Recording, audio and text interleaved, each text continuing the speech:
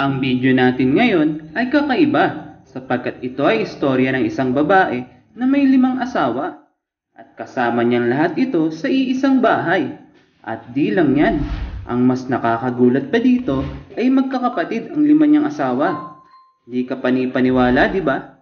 Dahil kung ikaw ay isang lalaki na may asawa, ay marahil ay hindi ka papayag na may kahati ka sa asawa mo. Lalong-lalo na siguro kung kapatid mo pa ito. Marahil ay maaari itong pagmulan ng inyong pag-away na magkakapatid kung ito ay mangyayari. Ngunit ito ay kabaliktaran sa isang babae sa India sapagkat masaya at payapa ang kanyang pamumuhay kasama ang 5 niyang asawa na magkakapatid. Sino ang babaeng ito at paano ito nangyari? Yan ang ating aalamin sa ating kwento.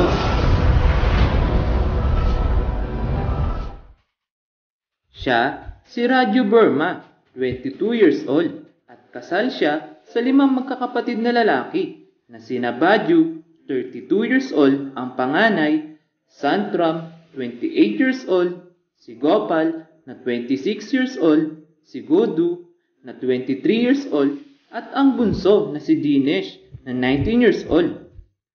Ang pagpapakasal ni Raju Verma sa 5 magkakapatid na lalaki ay isang tradisyonal sa kanilang lugar sa Dehradun, Northern India na kung tawagin ay polyandry at ito ay minana niya sa kanyang mga magulang sapagkat ang kanyang ina ay mayroong 3 asawa na magkakapatid din.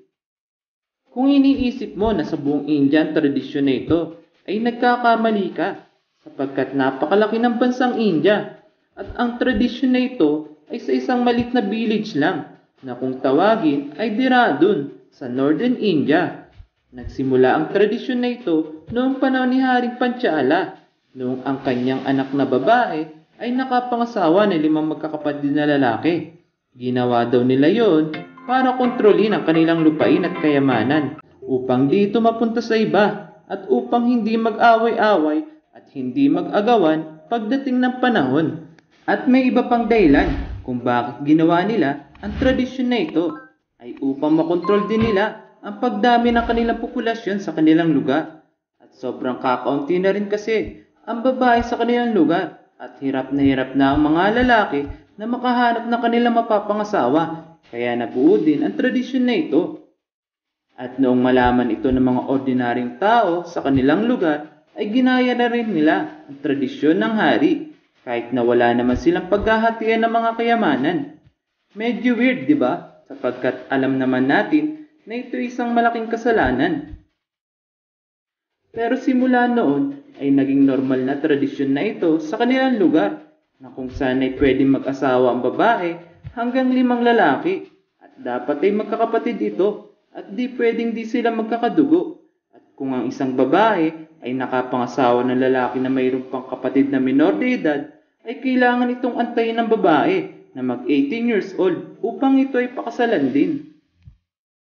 Mukhang dehado ang mga bunso sa tradisyon na ito dahil paglaki mo ay may naghihintay ng asawa sa iyo.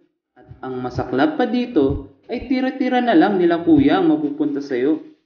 At kung si bunso naman ang nakapangasawa at may mga kapatid pa siyang mga matandang binata na ay automatic na magiging asawa rin nito ng iyong mga kuya. Kawawa talaga si bunso. Ang opisyal na asawa talaga ni Raju Verma o yung una niya napangasawa ay si Gudu, yung pangalawa sa bunso. At dahil nga sa tradisyon ay pinakasalan din niya ang 4 nitong kapatid.